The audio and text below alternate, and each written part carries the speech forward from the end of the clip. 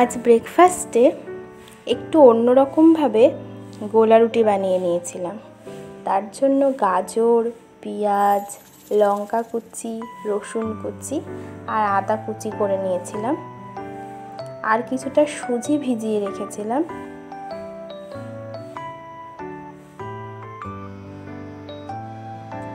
আর নিয়ে নিয়েছিলাম একটু টক দই।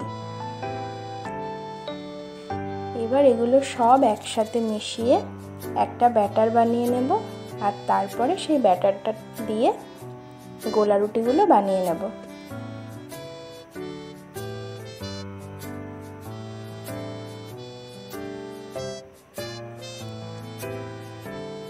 ব্যাটারটা রেডি হয়ে গেছে, এবার এটা দিয়ে গোলা রুটিটা বানিয়ে নেব।